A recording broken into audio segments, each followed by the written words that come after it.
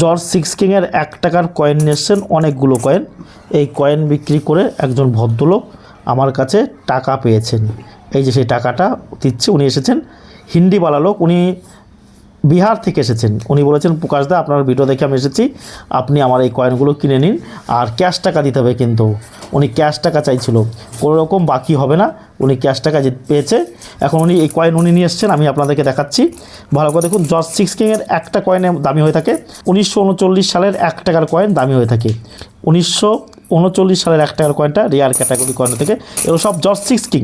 George six king হচ্ছে ব্রিটিশদের মধ্যে শেষ রাজা। ভালো করে দেখুন, 1945 রয়েছে এটাও, আর এটাও রয়েছে 1942। 1 টাকার কয়েন, 1 রুপির কয়েন, এরকম কয়েন আপনাদের কাছে থাকলে আপনারা আমার কাছে নিয়ে আসুন। আমি থাকি পূর্ব বর্ধমান নিমো স্টেশন। হাওড়া থেকে Howrah Bardhaman main line local ধরবেন, আর শিয়ালদা থেকে শিয়ালদা বর্ধমান লোকাল ধরবেন। শিয়ালদা থেকে 10টা 15 বর্ধমান যাওয়ার পথে আমাদের স্টেশন পড়বে মেমারির পরের স্টেশন নিমো স্টেশন। রাত্রে ফোন করে পাচ্ছেন না তো কী হয়েছে, সকালে আপনারা বেরিয়ে পড়বেন, আপনাদের কাছে কয়েন নেবেন, একদম কয়েন নিয়ে আসার সঙ্গে সঙ্গে হাতে হাতে হাতে ক্যাশ পেয়ে যাবেন। কোনো রকম কোনো অসুবিধা নেই। দামে বনিবনা হলে আপনারা বিক্রি করবেন, নাহলে বিক্রি করার কোনো প্রয়োজন নেই। আমাদের অফিস 365 দিন খোলা থাকে, আপনারা আসুন, এসে দেখাবেন। এগুলো সব জর্জ সিক্স কিংয়ের। আবার এই কয়েনগুলোর মধ্যে জর্জ ফিফথের হলে আবার দামটা একটু বেশি হয়। জর্জ সিক্সের শেষ রাজা। জর্জ সিক্স কিংয়ের আরেকটা কয়েন পেয়ে থাকি, সেটা হচ্ছে পিছনে লায়ন আঁকা রয়েছে, ওই কয়েনটা হচ্ছে চুম্বকে বা ম্যাগনেটে ধরে, ওই কয়েনটার আবার দাম ভীষণ কম।